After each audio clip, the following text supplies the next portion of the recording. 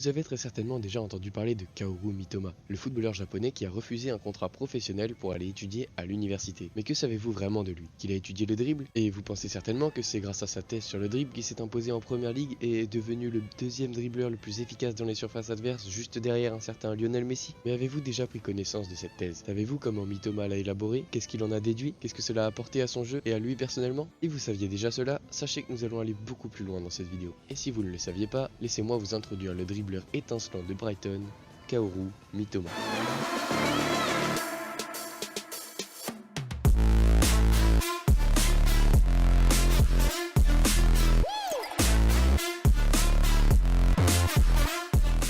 En 2016, ce jeune footballeur de l'académie de Frontale a 18 ans et se voit offrir un contrat professionnel au Kawasaki Frontale, le club où il est à l'académie, club de sa ville natale et accessoirement l'un des meilleurs de l'époque en J-League, la première division japonaise. Au Japon, les deux moyens d'entrer dans le monde du football professionnel sont soit d'entrer directement dans un club pro vers les 18 ans, soit de s'engager dans un cursus universitaire de 4 ans dans une université au club de foot réputé, parce que les universités japonaises ont chacune leur club de football et plus le club est réputé, plus il est intéressant d'y aller puisque cela signifie qu'il y a beaucoup de matériel et de personnel favorisant le développement des joueurs qui y vont. Et donc Mitoma, devant sa proposition de contrat, fait le bilan de ses capacités et en déduit qu'il n'aura pas assez de temps de jeu s'il signe en pro. Il choisit donc la deuxième option et s'engage dans un cursus de 4 ans à l'université de Tsukuba, l'une des meilleures, avec un excellent staff technique qui permet à Mitoma de travailler ses lacunes et de devenir toujours meilleur. Pour vous dire à quel point cette université est l'une des meilleures là-bas, son staff technique surpasse même celui de plusieurs clubs pro, ce qui rend donc cette université très attractive. Mais là-bas, Mitoma ne va pas juste jouer au football, puisqu'à la fin de son cursus, il doit quand même réaliser une thèse sur un sujet en rapport avec ses cours auxquels il va devoir assister tout au long de l'année et travailler pour réussir aussi scolairement. Et le domaine que Mitoma va étudier, c'est le sport et la santé. Il va apprendre énormément de choses en cours et pouvoir les appliquer à son football. Il va d'abord se forger un physique adéquat et maintenir une hygiène de vie adaptée, puis réfléchir à des techniques footballistiques pour battre les défenseurs. Techniques qu'il va pouvoir tester et perfectionner face à ses coéquipiers du club de foot de son université et grâce au staff technique qui l'entoure. Mitoma, grand travailleur et génie qu'il est, termine son cursus et comme je vous l'ai déjà dit,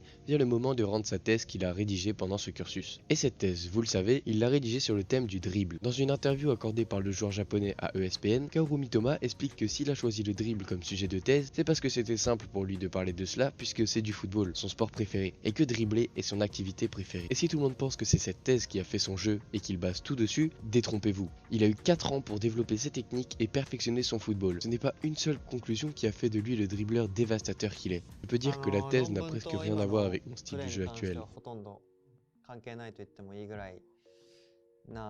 J'ai choisi ce thème car il serait simple pour moi d'écrire dessus. J'avais simplement besoin de finir mon diplôme. Je pense que cela a été bien trop exagéré.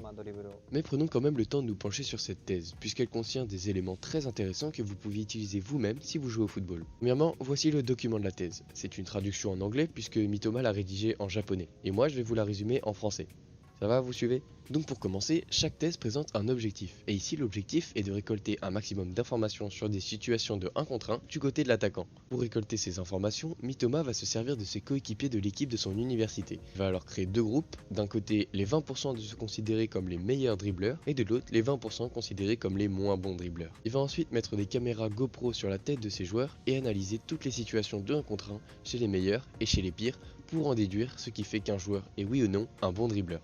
Forcément, cela va lui prendre énormément de temps, mais c'est normal puisque c'est pour sa thèse de fin de cursus. Et donc, sa conclusion est stipulée dans le document, et la voici: les bons dribbleurs regardent leur adversaire, alors que les moins bons ne regardent que le ballon. Attention, cela ne veut pas dire que les bons ne regardent pas le ballon, mais ils arrivent à garder dans leur champ de vision à la fois un peu le ballon et surtout leur adversaire. Mais ce n'est pas tout. Mitoma remarque également que les bons dribbleurs maintiennent une posture droite lorsqu'ils dribblent. Ça, ce n'est que ce qu'il peut remarquer, mais il précise à la fin que de plus amples recherches scientifiques doivent être faites pour prouver que maintenir une vision haute améliorerait les compétences en football. Et maintenant que ces études sont terminées, que son corps est prêt, que ses techniques sont perfectionnées et que son football est le meilleur de son université, il est temps pour Mitoma d'aller terroriser les défenseurs des clubs professionnels tous les week-ends. Pour cela, il signe un contrat pro au Kawasaki Frontale, le club qui lui avait déjà proposé de jouer pour eux lorsqu'il avait 18 ans. Cette fois-ci, Mitoma a 22 ans, il accepte le contrat et fait enfin son entrée en J-League.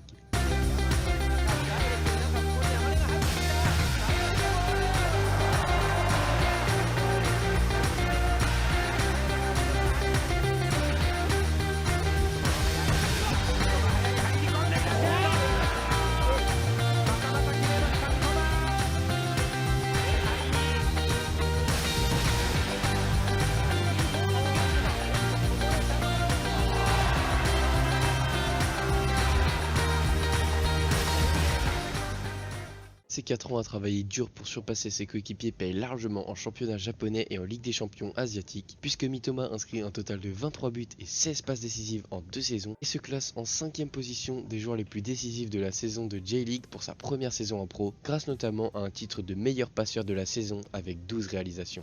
Et cette réussite de Mitoma, qui comme on l'a vu n'est pas basée sur sa thèse, se base sur ses 4 ans de travail. Au cours de ces 4 ans, le dribbleur japonais a élaboré différentes méthodes. La première et plus importante a un petit lien avec sa thèse puisqu'il observe son opposant. Il regarde le centre de gravité de l'adversaire, sa position et ses mouvements. Il évalue ensuite les options qu'il a, puis va soit vers l'opposé de la direction de l'adversaire, soit fait la passe s'il pense que c'est une meilleure option. Si vous jouez au football et que vous souhaitez mieux dribbler, c'est quelque chose que vous pouvez appliquer à votre jeu. Bien regarder l'adversaire, ses mouvements et son centre de gravité pour l'exploiter à votre avantage. Évidemment, ce n'est pas le seul facteur de la réussite de Mitoma. Il ne révèle pas tous ses secrets pour des raisons qui sont évidentes. Il a travaillé longtemps pour arriver à ses conclusions. Un autre geste qu'il a beaucoup travaillé, ce sont ses accélérations explosives. Il le dit lui-même, l'une de ses grandes forces réside dans ses 3 premiers pas avec le ballon. En prenant de vitesse ses adversaires comme il le fait, Mitoma en a déjà éliminé plus d'un. Ces 2 stratégies dévoilées par cet expert du dribble peuvent également vous être très utiles, mais il en existe bien d'autres que je ne vais pas détailler dans cette vidéo. Si cela vous intéresse, je vous mets en description quelques vidéos d'autres youtubeurs qui vous expliqueront ces dribbles bien mieux que moi. Allez voir tout ça après la vidéo si ça vous intéresse. Après ces 2 saisons dans le club de sa ville natale, Mitoma est repéré par les recruteurs du club de Brighton en Première Ligue, le meilleur championnat du monde. Pour tester leur toute nouvelle recrue, les dirigeants envoient Mitoma en prêt à l'Union Saint-Gilloise en Jupiler Pro League, un club qui vient d'être promu en première division belge. Et les performances du japonais et de son équipe vont enchanter les dirigeants de Brighton. Pour sa première saison en Jupiler Pro League, l'USG termine premier de la saison régulière avant de finir deuxième des phases finales. Dans cette bonne performance globale, Mitoma est désigné comme l'un des artisans de cette réussite, inscrivant un total de 7 buts et 3 passes décisives. Satisfait de ses performances, le club fait revenir Mitoma et le fait jouer en tant que titulaire sur l'aile gauche,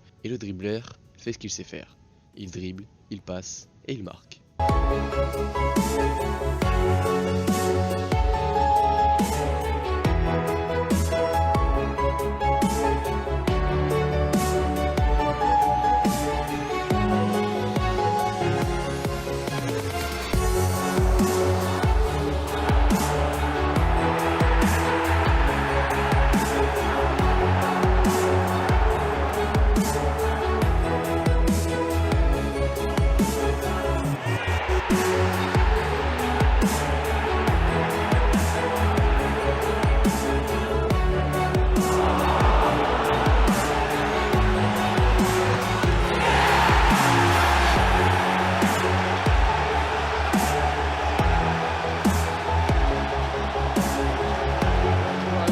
Gross lining it up, rolls it to Mitoma, and Mitoma rolls it into the corner. Albion have one back.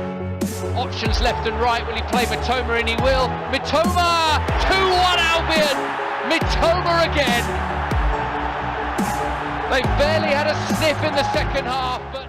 Pour sa première saison en Première Ligue, le japonais inscrit 10 buts et délivre 7 passes décisives, tout en devenant le deuxième dribbleur le plus efficace, juste derrière Lionel Messi. Après 4 saisons en professionnel, Kaoru Mitoma présente un bilan plus qu'intéressant, avec un total de 40 buts et 26 passes décisives en 121 matchs disputés, sans oublier tous les dribbles qu'il réussit. Et même s'il a déjà 26 ans, il ne faut pas oublier que le fait d'avoir commencé par se forger un corps prêt au monde pro en allant à l'université lui permettra de durer bien plus longtemps que la moyenne des joueurs. N'hésitez pas à me dire en commentaire où vous voyez Mitoma dans 5 ans, et n'oubliez pas, si cela vous intéresse, d'aller regarder les vidéos que je vous ai mis en description. Elles peuvent vous aider à améliorer considérablement votre jeu. Sur ce, je vous laisse et on se dit à dans 2 semaines pour une prochaine vidéo.